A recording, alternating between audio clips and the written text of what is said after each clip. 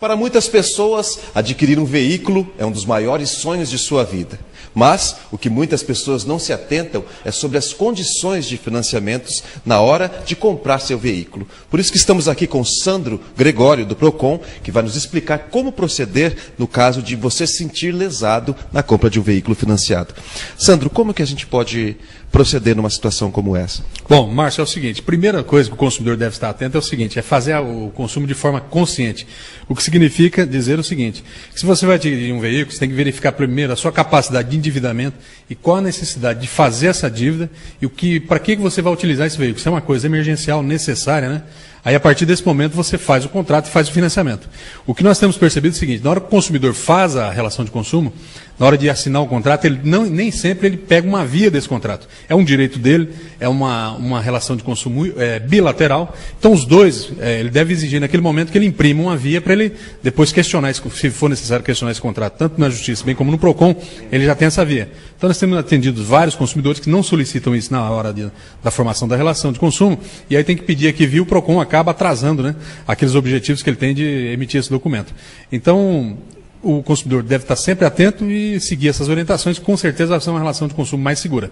No caso de taxas cobradas indevidamente, a gente sabe que no momento da compra a gente está motivado pela emoção e não verifica determinadas cláusulas e em alguns casos acabam sendo cobradas taxas indevidas. Como proceder nessa situação? Bom, os bancos geralmente têm um hábito de cobrar aquela taxa de cadastro. Aquilo é irregular, vez que ele está chamando o consumidor, né, ele já está tendo um lucro com aquele financiamento com recebimento de juros, então ele não deve passar esse ônus para o consumidor. O consumidor, a hora que ter essa via do contrato, vai aparecer ali aquela taxa, né, que é aquele TAC, que ele faz uma análise de cadastro do consumidor e cobra por essa taxa.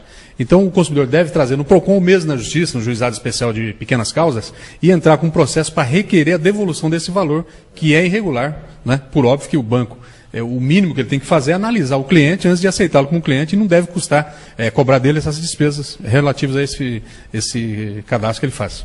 Em relação a comissões que são repassadas para garagens e outras empresas com veículos, ela é permitida ou não? Na verdade é o seguinte, todas as comissões, essas questões, o consumidor deve estar sempre atento e todas as informações inerentes a isso. Nós tínhamos aí no passado uma variação de tabelas que ia de 1 até 10. Né? Então o consumidor não tinha conhecimento daquilo, então de acordo com a cara do freguês, às vezes era cobrado uma determinada taxa mais alta de um consumidor ou de outro. Se o consumidor fazendo prova dessa situação, ele pode também pleitear a devolução desse valor em dobro, que é uma cobrança indevida. O consumidor não deve pagar a comissão de garagem.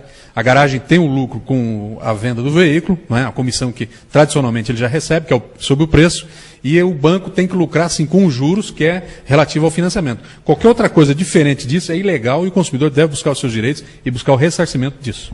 De qualquer forma, a precaução é sempre o melhor remédio. Ser cuidadoso, analisar bem antes de fazer, para que não tenha prejuízo. Sem dúvida. Aquele contrato que se forma é conhecido como um termo de adesão. Enfim, o consumidor não tem opção de discutir as cláusulas daquele contrato. Só que sempre com o contrato em mãos, ele pode colocar isso sob o crivo da justiça e buscar uma anulação de alguma ou outra cláusula que está lhe causando dano ou que onerou, né, sobremaneira o contrato. Então o consumidor deve ficar atento, exercer os seus direitos, que só dessa forma ele vai corrigir o mercado e que fique bom para todos os consumidores.